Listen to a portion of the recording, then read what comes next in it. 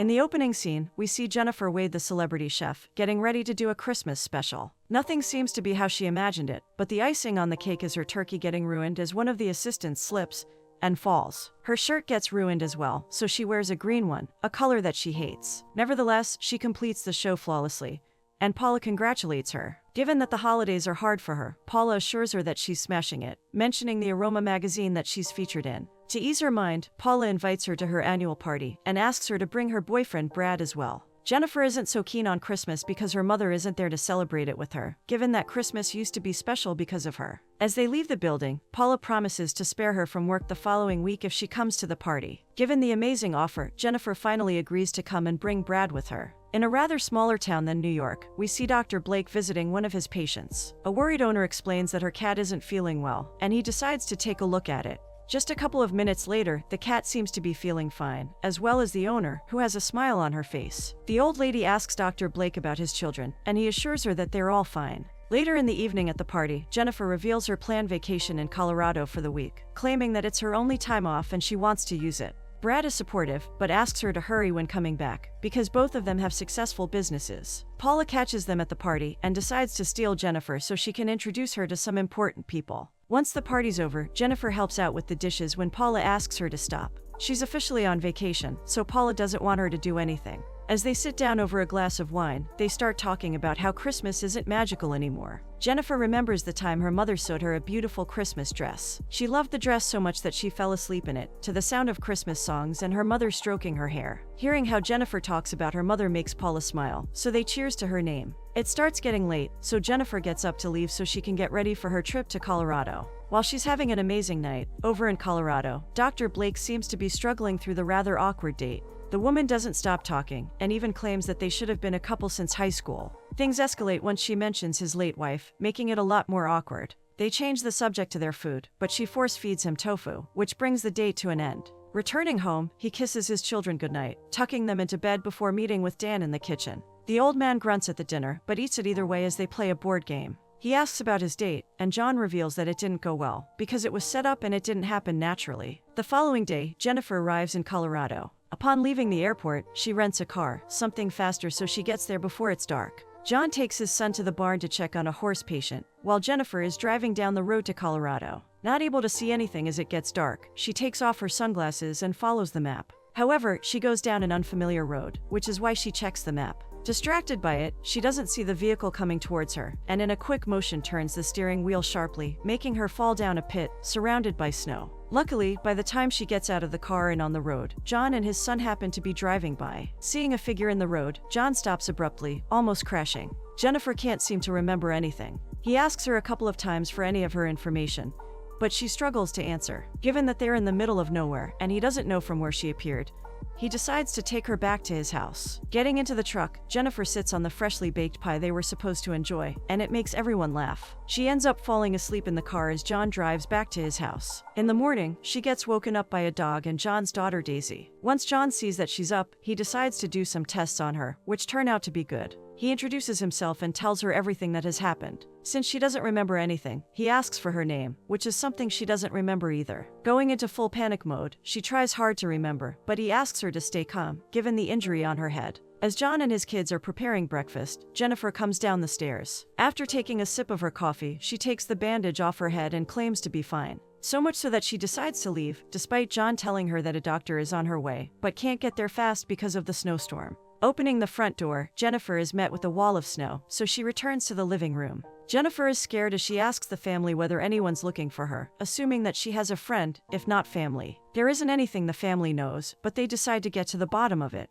Jemmy grabs the chalkboard and they start with the suggestions. John tells her to put down car on the board, assuming that she went for a drive that night, but nothing seems to be helping. Jennifer remembers her clothes, so she asks about them, but they tell her that they found nothing in them. On the verge of tears, Jennifer claims that she doesn't know anything, and that there's no way for her to find out anything. John calms her down, promising that he'll report the case to the police, so someone can come forward if they're looking for her. Later in the afternoon, he calls the police while the kids try to hypnotize Jennifer into remembering who she is. Unfortunately, it makes her dizzy, so they stop. Feeling disappointed, Jennifer goes back to bed and doesn't even come down for dinner. Naturally curious, the kids ask their father what will happen, and he lets them know that they will try to find out who she is and bring her back to her family. The following morning, Jennifer finally gets down from her room. Despite feeling fuzzy, she assures them that she's all right, so they offer her a bologna omelet. She gets in the kitchen to help John and seems to be a natural at it, but it still doesn't refresh her memory. After breakfast, the sheriff and his wife come over for an inspection. Jennifer tells them everything that she remembers, which is after she wakes up, not helping them with the details before John saw her. Luckily, John tells them the name of the place where he found her, and the sheriff reveals that it is a desolate road. Given that there's no sign of brain injury, the sheriff and his wife get on their way, but before they do, the sheriff takes a picture of Jennifer for the newspaper. As they're ready to leave, the kids' grandparents come and are more than excited to meet Jennifer. For the reason that they don't know what to call her, the family decides to call her Maggie because she looks like one. While Jennifer or Maggie is cleaning the dishes, John chimes in and suggests they take a ride through the neighborhood and see if anyone recognizes her. She agrees almost immediately, but isn't so sure once she sees the ride. Nevertheless, she gets on the motor sled, and they head around the neighborhood. They visit a couple with kids, but they don't seem to recognize Jennifer. Regardless, they offer her eggnog, which she ends up loving, contrary to before losing her memory. Back at the house, John is preparing dinner when Jennifer asks him if he's preparing stroganoff. She quickly realizes that she does remember something, and it brings a smile to her face. Feeling in great spirits, she offers to set up the table, and even though they don't usually set up the table, they let her do it.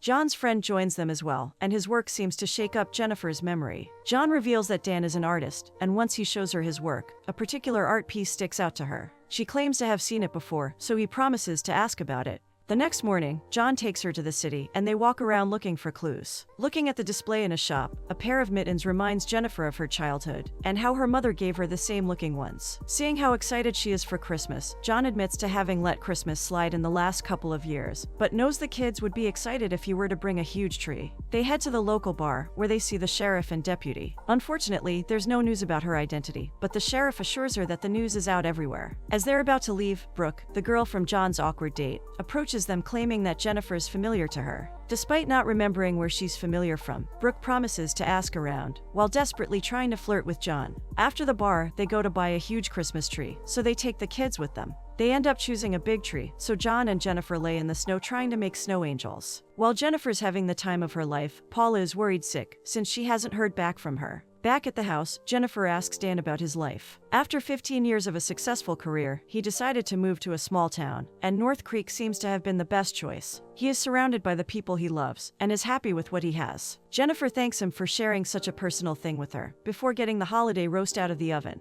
Everyone's amazed at how well she can cook, and even she's surprised. After dinner, she sings a song her mother used to sing to her. She remembers it somehow, and the kids seem to love it. The following morning, Jennifer is awoken by the dog licking her face. Quickly, she gets up and heads to the kitchen. Given that she's the first one to get up, she decides to make coffee and breakfast. John decides to take her to the old barn, where they can find a sewing kit, but Jennifer is surprised at how big the place is. The barn used to keep Julia's horse, John's ex-wife. He mentions his wife, so Jennifer takes a chance to ask about her. He reveals that she passed away due to an illness, but luckily wasn't sick for long. Changing the mood, she asks for a memory he has with her, something that he'll remember her for. With a smile on his face, he reveals that his late wife used to make freshly baked cinnamon bread every morning. The kids' love for Christmas came from her. The 5 of them head to the local festival and join the front of the crowd as Daisy hops on stage. After giving a wonderful performance, Daisy jumps into John's arms, profusely thanking Jennifer for her costume. Before going to the lighting of the tree, John heads to buy them some hot chocolate while Jennifer stays with the kids. Jennifer gets approached by the sheriff and his wife, and John gets approached by Brooke.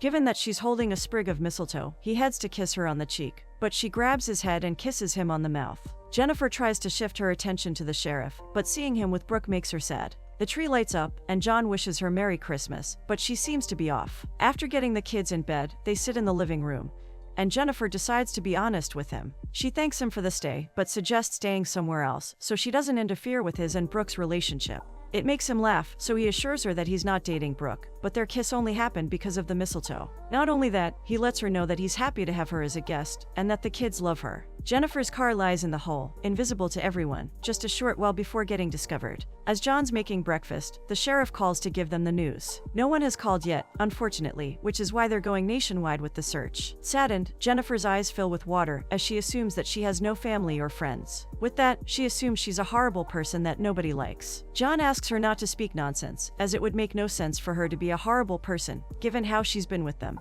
To make her feel better, he asks her whether she would take care of the kids while he's in town for work. Surprised that he would let her stay alone with the kids, she thanks him for the offer and agrees. John goes to work, and Jennifer stays with the kids as they make some Christmas decorations. The conversation about mothers sparks up, and Jennifer's memory seems to be returning when it comes to her mother. After making the decorations, they move on to make the gingerbread house. Before heading home, John decides to go to the city center. He gets into the building and sees Brooke by the desk. Letting her know that he's changed his mind about the barn, he asks her for documents about opening the animal hospital. Brooke tries once again to be flirtatious with him, but it doesn't seem to work. As John leaves, one of the workers drops off the Aroma magazine by the deck, and Brooke gets it. Arriving home, John is surprised by the beautiful Christmas ornaments surrounding the big tree. The kids jump for joy as they see John, who has a surprised expression on his face. Jennifer rushes to the kitchen for the cookies, so he comes after her. John is touched to find out that Jennifer remembered her mother only because of the Christmas decorations she used to make as a child. Instead of pressuring herself to remember, Jennifer reveals that she will let things flow and not stress herself out, at least for the holidays. The oldest daughter walks into the kitchen, asking Jennifer whether she's going to the party in the evening.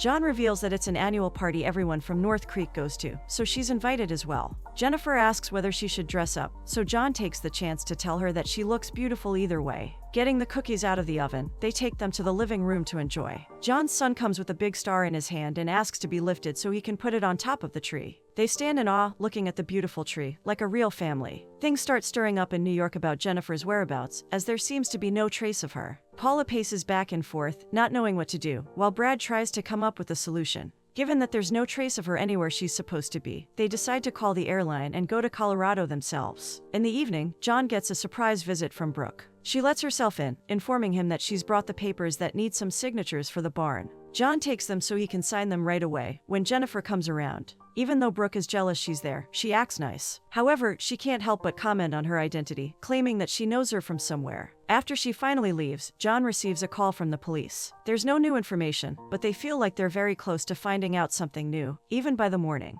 As hopeful as ever, Jennifer smiles and agrees to wait until the morning. Naturally, Dan comes late at night, and after having his dinner, he and John sit down to play a board game. John's mind seems to be somewhere else as he makes the same move twice. Dan calls him out for it, which is why John decides to come clear. Jennifer seems to be on his mind, as he loves having her in his family. What's better is that she feels happy being there, which essentially makes him happy as well. However, her real identity will be revealed, which means that she will go back to her life, leaving them behind. John is scared, because that will happen eventually, so he asks his old pal for some advice. Dan tells the story of when he kept a bunny as a youngster. When you love something, you're supposed to let it go, and if it comes back, it's meant to be. That was not the case because his bunny hopped away. However, he does give some valid advice. He advises John to enjoy the moment, and to be happy while it lasts. Over on the other side of the house, John's mother helps Jennifer try on one of her old dresses for the annual party. Luckily, she doesn't remember that green is her least favorite color, because she admires herself in the sparkly green dress. Seeing her dress on someone who resembles John's late wife makes his mother emotional. She thanks Jennifer for being there, as she has brought Christmas to life in their house. Touched by her words, Jennifer turns around and embraces the woman in a hug. Things are about to go out of control, though, as the truth falls into Brooke's hands. Stopping by her desk, she opens up a magazine when she sees Maggie's face. Quickly, she searches for her online and finds Paula's number. Given that she's calling in New York, it goes to voicemail, so she asks for a callback, emphasizing that it's about Jennifer. In the morning, the family gathers in front of the tree and John announces that everyone gets to open one present. Jennifer gets handed a box, and when she opens it, tears form in her eyes. In the pretty Christmas box lie the pair of red mittens she saw that reminded her of her mother. She's happy to have gotten such a meaningful gift, but is sad because she didn't get them one. John asks her not to mention it, as her presence has been the best present they've gotten. Daisy agrees, embracing her in a hug while saying that she's brought Christmas back. The morning has just started, and the great news keeps coming in. One of the officers spots a crashed car and is sure that it belongs to Jennifer. Quickly, he informs the police, and they start with the investigation. Over at the county hall, loads of people gather before the ceremony starts. John and Jennifer are stopped by Brooke at the entrance. Despite knowing the truth, Brooke acts oblivious and continues pretending. The local band starts playing, filling the hall with some traditional music. The crowd dances and goes wild while the dancing songs are playing. The mood changes once a slow song starts to play, so everyone grabs a partner, leaving John and Jennifer no choice but to do the same. As they intertwine their bodies, feeling the rhythm, John gests the confidence to open up. Right as they're about to share their first kiss, Paula storms into the hall asking for Jennifer. She remembers Paula's name, but struggles to do so when Brad arrives. A police officer catches everyone's attention as he storms in yelling about the car they found with Jennifer's belongings. Shocked and confused, Jennifer asks how they found her, and Paula reveals that Brooke called them.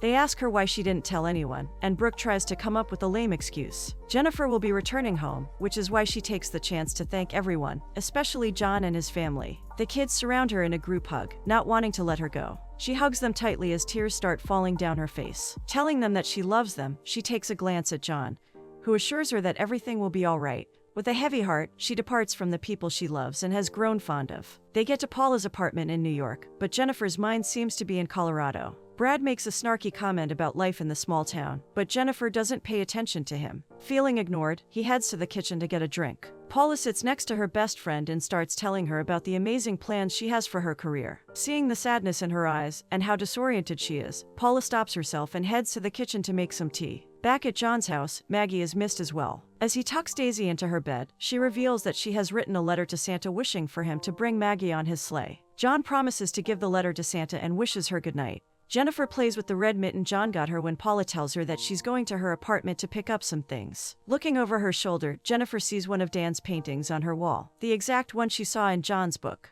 Excitedly, she lets Paula know that she knows the artist. But Paula suggests she takes a hot bath, assuming that she's not right. Brad agrees to drive her, so she goes to grab her purse. Left alone together, Brad tries to make small talk, but his attempt scores him a breakup. She doesn't remember him, but is sure that he's a great guy. However, she feels as if she's changed and turned into the woman she always wanted to be, which is not how he remembers her. Wishing him all the best, she gets up to explain herself to Paula. Since Paula is a great friend, she asks for no explanation, but encourages her to get there faster. On Christmas Day, John, along with his parents and the kids, open up the presents when a present from Maggie comes up. Opening it up, he sees a gingerbread house that represents his animal hospital, along with him and some animals. Realizing that she's the one, he asks everyone to put on their coats, as he decides to go get her. All of them head to the door to put their coats on, and as they're about to leave, they see Jennifer at the door. The kids jump for joy as they see her, embracing her in a group hug. John and Jennifer are left alone to talk, so she takes the opportunity to introduce herself the right way, and hopes that he will accept her. Luckily, he assures her that he loves Jennifer as much as he loves Maggie. When it comes to Jennifer from North Creek, he reveals that he likes her a lot as he leans in for a kiss. They finally share their first kiss, which leads them to a bright future. We've taken some time after Christmas, and Jennifer is shooting her show in North Creek, surrounded by John and the kids. Thanking the viewers for tuning in, she lifts her hand, showing that she's become Jennifer Blake. Gathering them all, she wishes her viewers a Merry Christmas before sharing a sweet kiss with John, for a Christmas she'll never forget.